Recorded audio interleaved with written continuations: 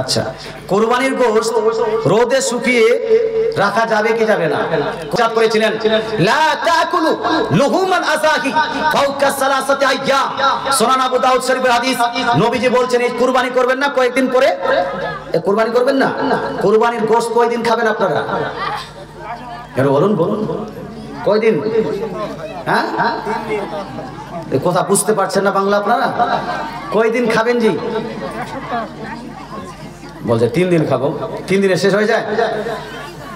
হ্যাঁ, কেউ 1 সপ্তাহ, কেউ 1 মাস, কেউ 2 মাস, কেউ ছুটি করে এই কুরবানি সেই কুরবানি পর্যন্ত পৌঁছে দেয়। পৌঁছায় না? পৌঁছায় তো, সঠিক কথাটাই বলতে হবে। তা আপনি মনে করেন যে কুরবানির গোশত যতদিন পারবো আমি খাবো, কথা বুঝতে পারছেন? কিন্তু নবীজি একদা ইরশাদ করেন লা তাকুলু লুহুমান আযাহি ফাওকা সালাসাতি আইয়াম। হে আমার উম্মত উম্মতিরা, তোমরা কুরবানির গোশত 3 দিনের বেশি খেতে পারো না। কুরবানির গোশত খেতে হবে কয়দিন?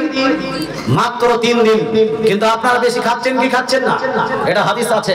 এই হাদিসটি সিয়াই সিত্তার মধ্যে বিভিন্ন কিতাবের মধ্যে পাবেন। হাদিসটা পেয়ে গেলেন, আমল করতে শুরু করে দিবেন।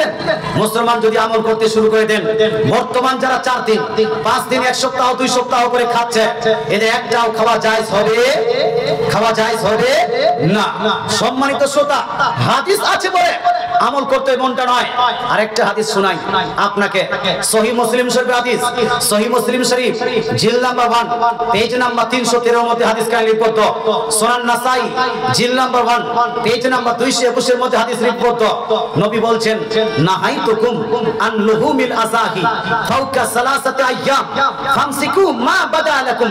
হে আমার উম্মত উম্মতিরা, তোমাদেরকে আমি পূর্বে কুরবানির গোশত 3 দিনের বেশি খেতে নিষেধ করেছিলাম, কিন্তু আজ থেকে পারমিশন দিলাম, আজ থেকে অনুমতি দিলাম, যতদিন পারো তোমরা কুরবানির গোশত খেতেও পারো রাখতেও পারো। জোরে বলে সুবহানাল্লাহ। তাহলে হাদিস হলো কয় রকম? এজন্য মানে কয় রকম? 2 রকম। একটাতে বলা হচ্ছে কুরবানির গোশত 3 দিনের বেশি খাওয়া যাবে না, আর একটাতে বলা হচ্ছে 3 দিনের বেশি তোমরা খেতে পারো। আমল কোনটাতে করব বা কোনটাতে করব? আমল করার জন্য দেখতে হবে যে এই 2টা হাদিসের মধ্যে সর্বসাধারণ জন্য কোনটা হাদিস, সর্বসাধারণ জন্য কোনটা হাদিস।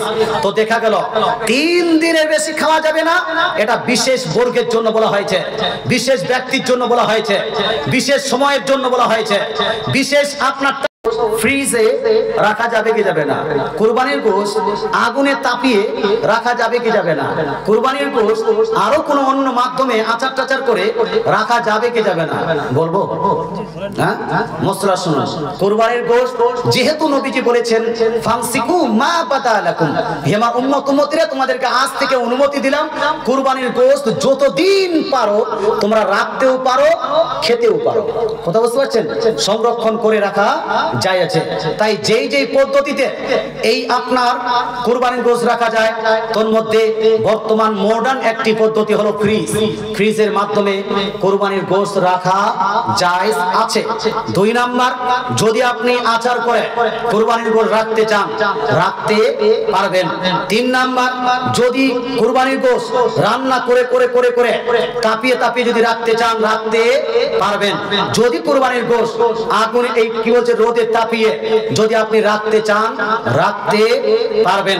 তবে রোদে তাপার সময় লক্ষ্য রাখতে হবে যেন ওই আপনার কুরবানির গোশতটি খারাপ না হয়ে যায়, যেন পাখি পক্ষী সেখানে পায়খানা না করে দেয়, সেটার জন্য অসম্মান না হয়, এই দিকে আপনাকে লক্ষ্য রাখতে হবে। কথা বুঝতে পারছেন? রাখা যাবে। নবীজির জামানায় যখন কুরবানি গোশত বেশি দিন করে রাখতেন তো 2টা পদ্ধতিতে রাখতেন, একটা হলো আগুনে তাপিয়ে, একটা হলো সূর্যে তাপিয়ে। কথা বুঝতে পারছেন? এই 2টা পদ্ধতি ছিল। বর্তমানে এখন কিছুটা বেড়েছে, রাখা যাবে। তো কুরবানির গোশত 3 দিনের বেশি খাওয়া যাবে কি যাবে না?